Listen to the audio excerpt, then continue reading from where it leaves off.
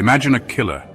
Not just any killer, but one who moves like a shadow, unseen and unheard. A figure who strikes fear into the hearts of an entire nation. He stalks the Italian countryside, a place known for its beauty and tranquility, now tainted by his presence. The rolling hills and serene landscapes hide a dark secret.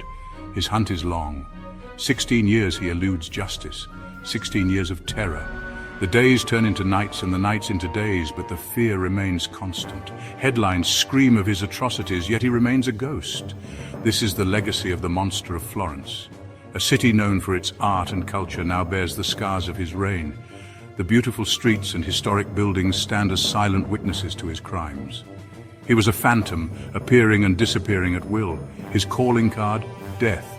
He left no clues, no traces, just a trail of bodies and broken lives. The victims, young lovers parked on secluded roads seeking intimacy under the Tuscan stars. They found only horror, their dreams of love and future shattered in an instant. The monster's reign of terror lasted from 1968 to 1985. 17 years of fear, 17 years of unanswered questions. The calendar pages flip, but the horror remains etched in the collective memory. He vanished into thin air after his final act of savagery. No arrest, no trial. The police were left with nothing but empty crime scenes and the haunting mist of dawn, just the chilling memory of his crimes. Memorials with flowers mark the spots where lives were brutally taken. The streets, once filled with laughter, now echo with silence and sorrow.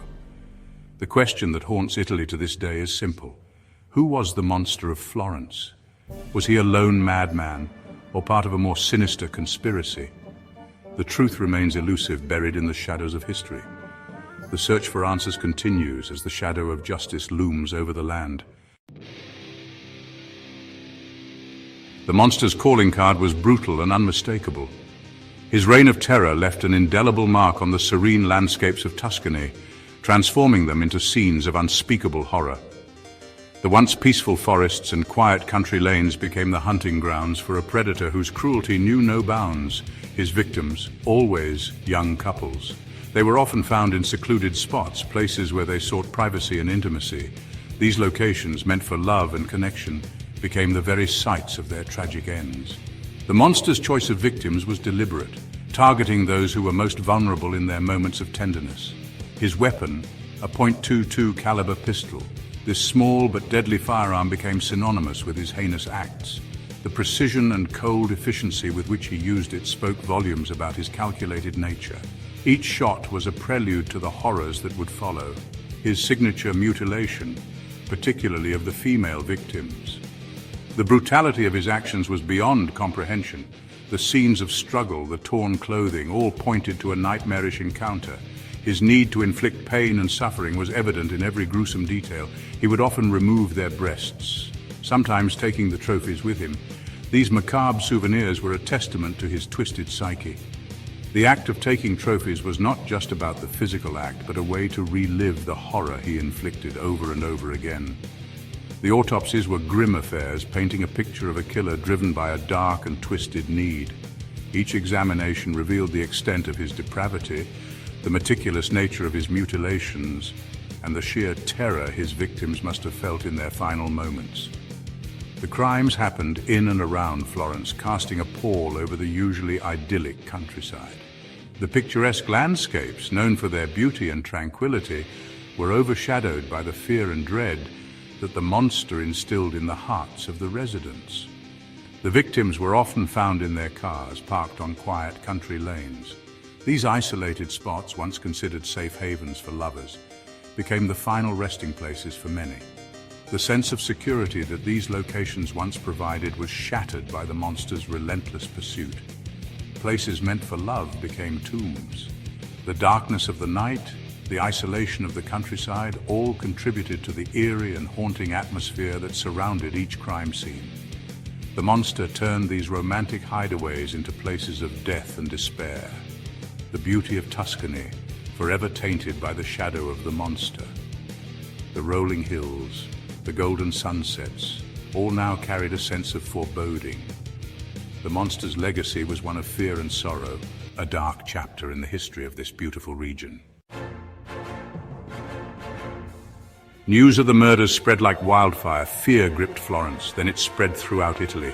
The nation was captivated and horrified in equal measure. Parents forbade their children from going out at night. Couples avoided secluded spots. The fear was palpable, a suffocating blanket over Tuscany. The police were under immense pressure to catch the monster. Every resource was poured into the investigation, yet the killer remained elusive, a phantom moving freely in the shadows.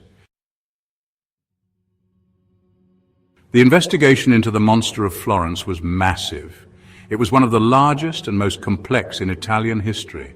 Over 100,000 people were interviewed. Thousands of tips flooded police hotlines. Suspects emerged from the shadows, only to be cleared and fade back into obscurity. The press had a field day, churning out sensational stories. Everyone had a theory. Despite the tireless efforts of the investigators, the monster remained a ghost, always one step ahead of the law.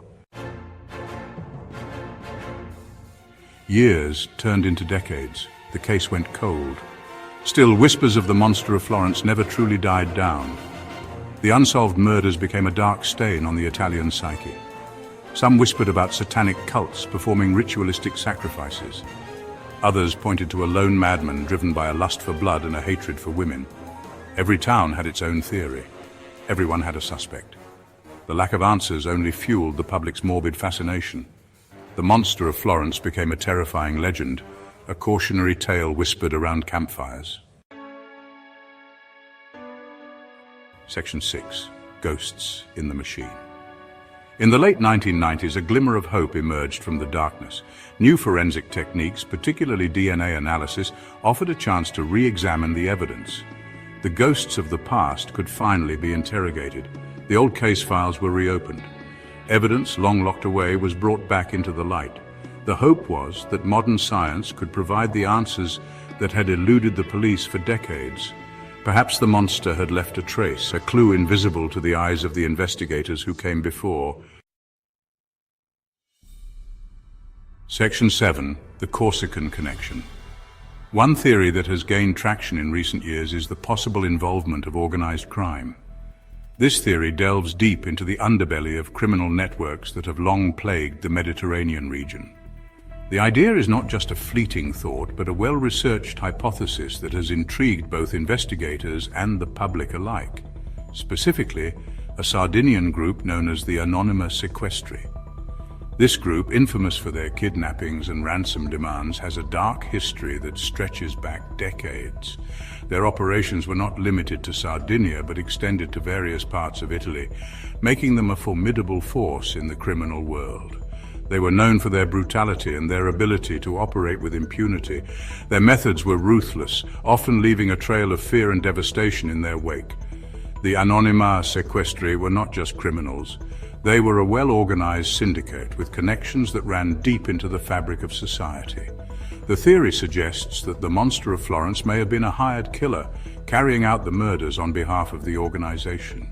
This would mean that the killings were not random acts of violence, but calculated moves orchestrated by a larger entity.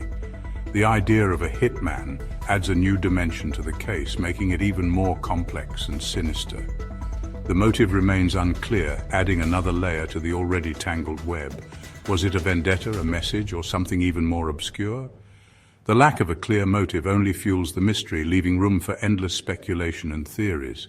This theory, if true, paints an even more chilling picture of the case, hinting at a darkness far more insidious than a lone madman. It suggests a world where life and death are mere pawns in a game played by unseen hands. A world where the lines between good and evil are blurred, and where the true monsters may be hiding in plain sight. Section 8. An open wound. Despite these new leads and renewed efforts, the Monster of Florence case remains unsolved. It stands as a stark reminder of the darkness that can lurk beneath the surface of even the most beautiful places. The victims' families still wait for justice, their pain echoing through the years. The legacy of the monster continues to cast a long shadow over Tuscany and beyond. Section 9. The Monster's Shadow. The Monster of Florence remains an enigma, a chilling reminder of the darkness that can lurk in the human heart. The case continues to fascinate and horrify. It serves as a reminder that some monsters, it seems, are never caught. The question remains, who was the Monster of Florence?